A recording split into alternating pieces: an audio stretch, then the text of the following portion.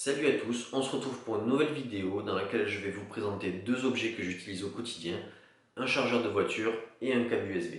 Alors pour ceux qui ne connaissent pas Anker, c'est une marque américaine qui a été fondée en 2009 par des anciens collaborateurs de chez Google et ils sont spécialisés dans tout ce qui va être connectique et objets un peu high-tech autour de la téléphonie. C'est une marque qui est assez peu connue je pense en France, mais qui est quand même le leader du marché aux États-Unis, donc on va tester, voir ce que ça donne.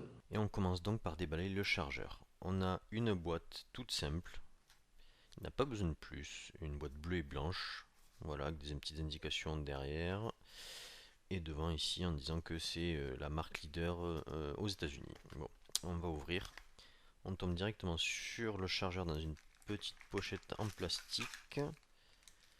Voilà, et si on regarde de dessous, oh, voilà, on a donc une petite carte, voilà, en disant Not Happy ou Happy.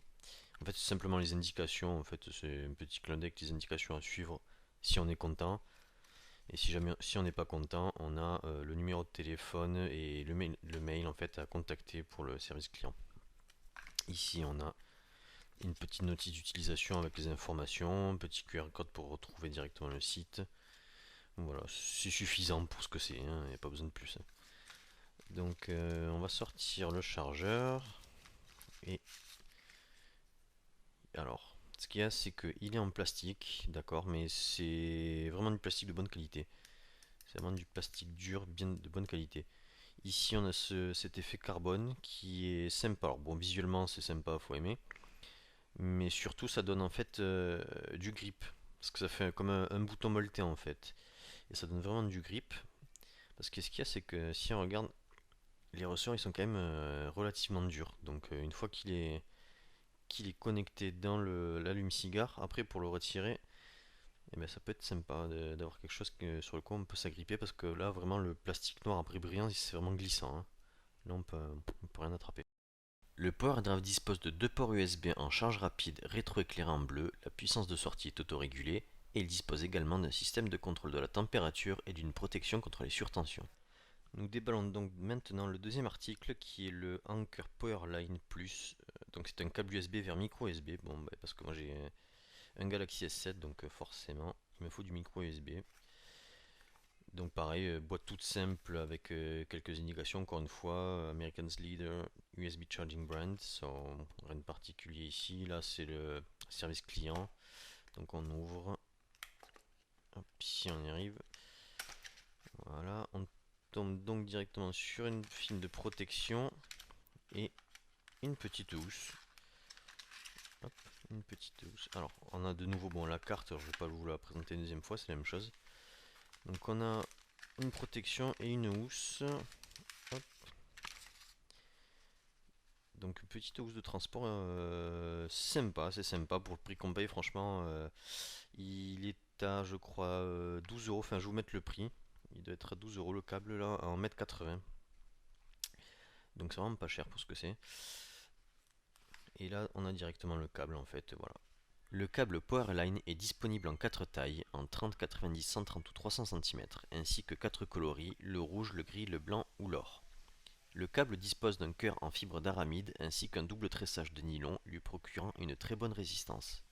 Alors, Anker affirme qu'il est possible de recharger 80% de la batterie de son téléphone en seulement 35 minutes. Nous allons donc tester ça.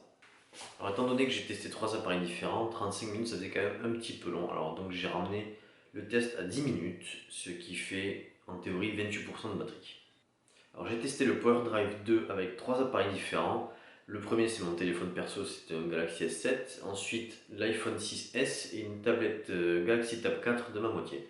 Alors par contre, je vous montre rapidement le rétroéclairage bleu des ports USB une fois branchés, vous verrez ici en miniature. Donc le premier appareil que j'ai testé, c'est le Galaxy S7. On a pris 16% de batterie en 10 minutes, ce qui veut dire qu'en théorie, 35 minutes équivaut à 56% de batterie. Le second appareil était donc l'iPhone 6S. Cette fois-ci, la batterie a été chargée de 13% en 10 minutes, ce qui fait 46% pour 35 minutes. Et le troisième appareil utilisé était la Galaxy Tab 4. Et là, la batterie a pris uniquement 5% en 10 minutes. Mais bon, ce qu'il y a, c'est que Anker annonce 80% pour les téléphones et pas pour les tablettes, ce qui est différent car ce n'est pas les mêmes puissances pour recharger, etc. Alors ce qui fait qu'on arrive à peu près 50% de recharge en 35 minutes, ce qui est je pense largement suffisant pour pouvoir tenir une soirée, ou ne sais quoi, le temps de faire un trajet pour aller chez quelqu'un par exemple, au cinéma, peu importe. Concernant les prix, à l'heure actuelle à laquelle j'enregistre la vidéo, le chargeur est à 16,99 € et le câble à 8,99 €. Il faut aussi savoir que ces produits sont garantis 18 mois constructeurs. À titre de comparaison, le câble USB Lightning Powerline Plus est à 13,99 € en 180 cm, alors que chez Apple, un câble Lightning de 1 mètre seulement fait 25 €. C'est quand même pratiquement 2 fois plus cher pour pratiquement 2 fois moins de longueur.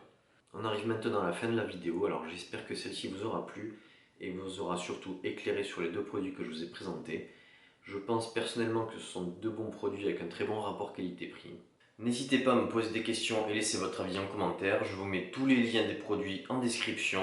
Et puis je vous dis à bientôt pour une nouvelle vidéo.